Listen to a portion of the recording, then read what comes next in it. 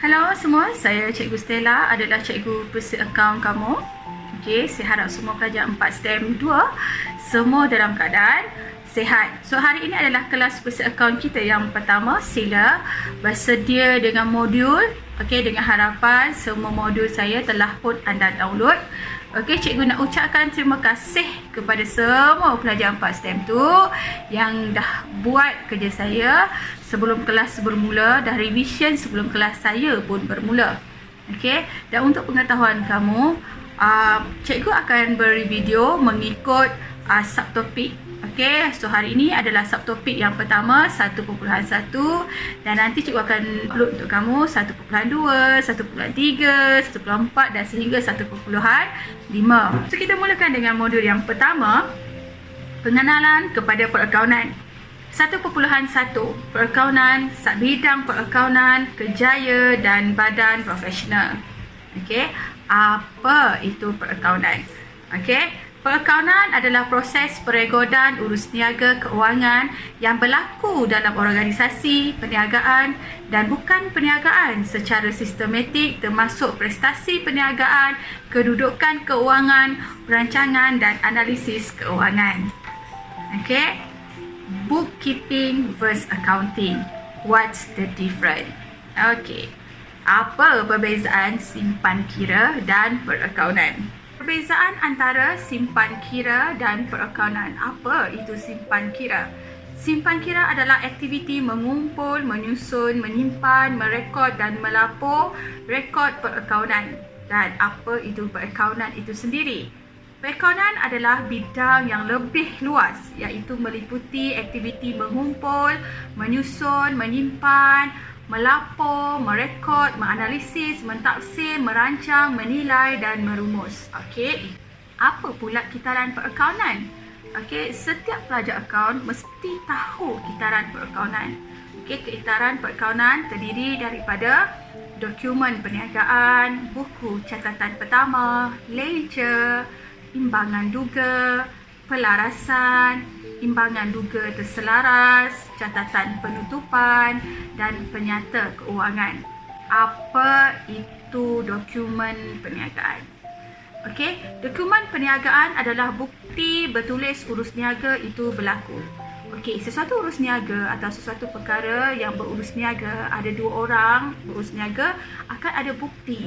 Dan bukti itu kita panggil dokumen perniagaan. Contoh seperti resit, invoice, nota kredit, keratan cek, itu semua adalah dokumen perniagaan.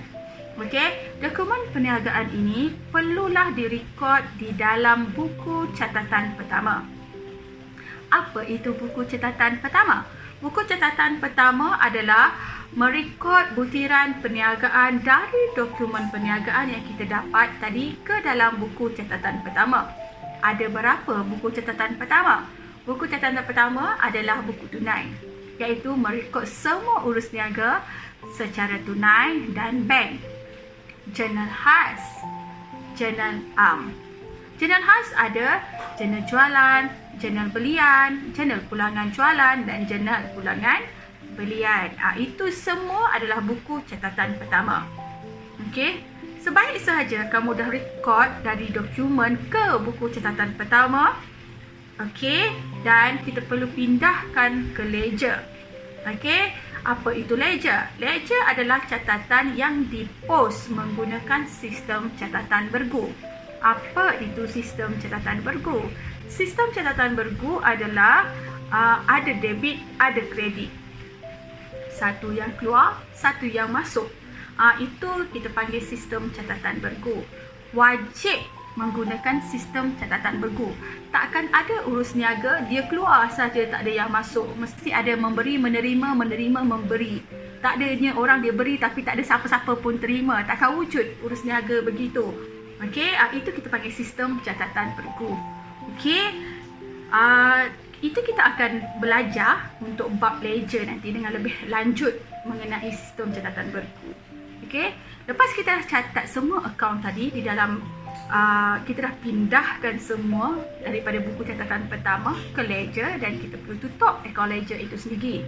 Lepas kita tutup akaun ledger, okey, baki semua akaun perlu dimasukkan, perlu dipindahkan ke dalam imbangan duga. Okey, pentingnya imbangan duga, kita nak pastikan semua urus niaga kita ada imbangan. Imbangan perlu tu seimbang. Kalau tak imbang tu ada sesuatu yang kita tak record, ada akaun yang kita tak record. Sistem catatan berguna mungkin salah di mana-mana. Okey.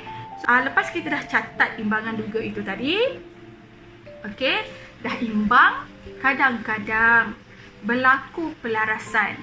Okey, tengah berlaku pelarasan tu maksud dia tambahan akaun lain dan catatan yang tertinggal rekod. Apa perlu kita buat? Kita kena laraskan balik akaun-akaun yang terlibat dengan pelarasan itu tadi, dan kita tutup balik akaun itu, dan kita perlu sediakan satu imbangan duga terselaras. Bila kita dah siap imbangan duga terselaras tadi, kita perlu tutup semua akaun hasil dan belanja, dan kita perlu pindahkan dia ke dalam penyata keuangan. Catatan penutup itu maksudnya tutuplah semua akaun yang terlibat. Okey, dan kita dah siap catatan penutupan, kita pindahkan ke dalam penyata keuangan. Penyata keuangan ada dua buat masa ni, iaitu akaun perdagangan dan untung rugi dan penyata kedudukan keuangan. So itu adalah kitaran perakaunan. Okey, apa itu subbidang perakaunan? Subbidang perakaunan dia luas. Okey, dia ada bahagian pencukaian, ada yang bekerja subbidang perakaunan bahagian keuangan, ada yang bahagian pengurusan, dan ada bahagian pengauditan. Dan apa itu perakaunan keuangan?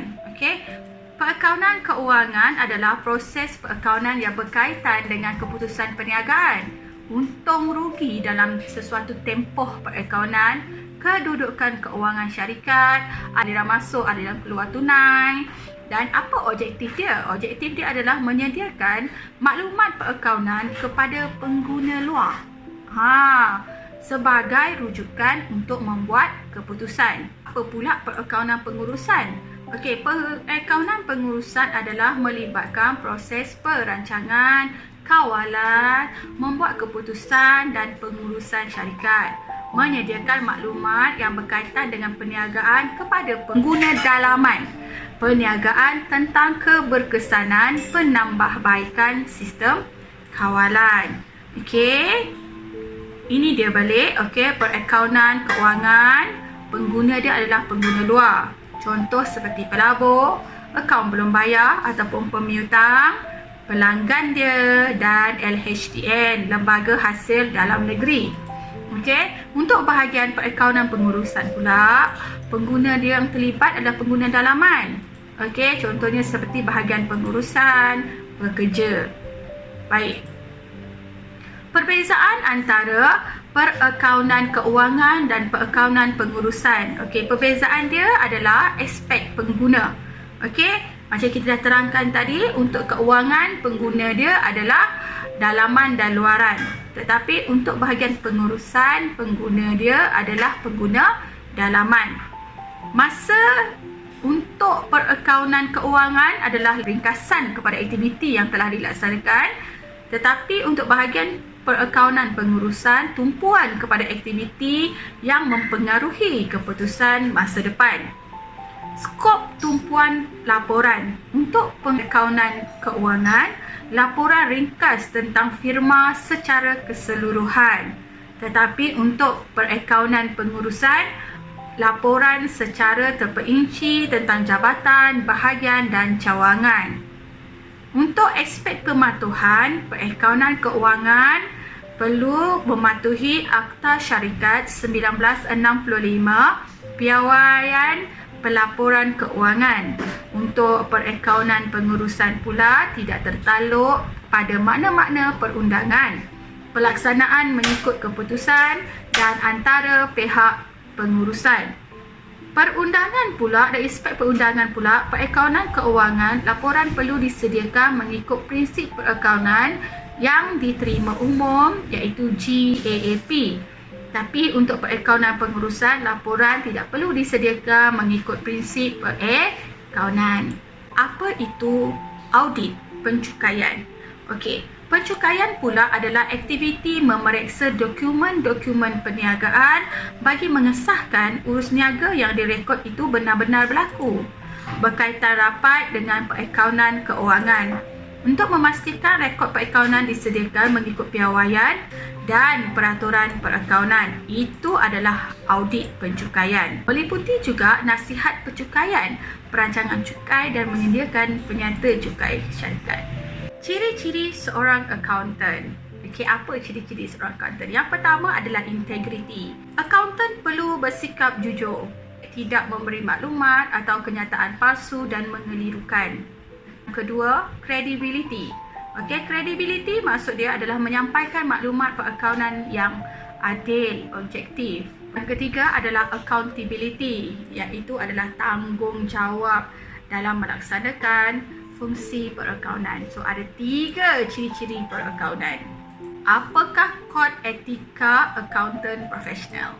Pertama adalah kompetensi, iaitu profesional, kemahiran dan berkeupayaan untuk memberi perkhidmatan perakaunan yang terbaik. Yang kedua, integriti, iaitu perlu bersikap jujur, telus agar tidak berlaku kekeliruan atau pemalsuan kenyataan. Ketiga, kerahsiaan, tidak boleh mendedahkan sebarang maklumat yang diperoleh kepada mana-mana pihak yang tidak berkenaan. Yang keempat, objektiviti, di mana tidak boleh berkompromi dan berat sebelah, tidak terpengaruh oleh mana-mana pihak yang berkepentingan. Dan last sekali adalah sifat profesional, iaitu mematuhi semua undang-undang peraturan berkaitan serta mengelakkan segala tindakan yang boleh menjejaskan profesyen ini sendiri.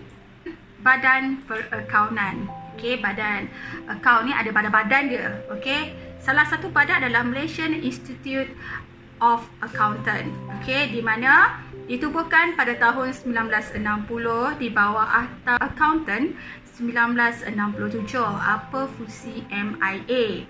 Okey, MIA menentukan kelayakan seseorang itu untuk menjadi ahli, menawarkan latihan, pelajaran dan peperiksaan, mengenakan peraturan atas amalan profesyen perakaunan, promosi dan mempopularkan profesyen perakaunan. Okey, badan yang kedua adalah Malaysian Accounting Standard Board, MASB, yang ditubuhkan di bawah Akta Laporan Keuangan 1997 yang berfungsi menggubal dan menerbit piawaian perakaunan, menyemak dan membaiki piawaian perakaunan sedia ada sebagai penasihat kepada akauntan dan menentukan keperluan minima dan garis panduan dalam menyediakan laporan keuangan. Seterusnya, CPA Malaysia ditubuhkan pada 1958. Sebelum ini dikenali sebagai MECPA. Okey, fungsi memajukan profesyen perakaunan melalui latihan dan peperiksaan, melatih dan melahirkan akauntan bertauliah, melakukan penyelidikan dan pembangunan dalam perakaunan. Seterusnya adalah Chartered Institute of Management Accountant, okey, yang ditubuhkan pada 1919 yang berfungsi melahirkan akauntan profesional yang mahir dalam bidang pengurusan dan pentadbiran perniagaan, mengkaji dan menangani perubahan semasa dalam perniagaan. Dan seterusnya yang paling akhir sekali adalah The Global Body of Professional Accountants yang ditubuhkan pada ACCA, yang ditubuhkan pada 1904 dan berpusat di London, berfungsi menyediakan khidmat sokongan kepada ahli dan pelajarnya, memberi pendedahan tentang peraturan dan undang-undang yang berkaitan dengan amalan perakaunan dan etika dalam perakaunan. Okey, tamat. Baik, terima kasih. Tamatlah kelas kita pada hari ini. Itu saja penerangan tentang 1.1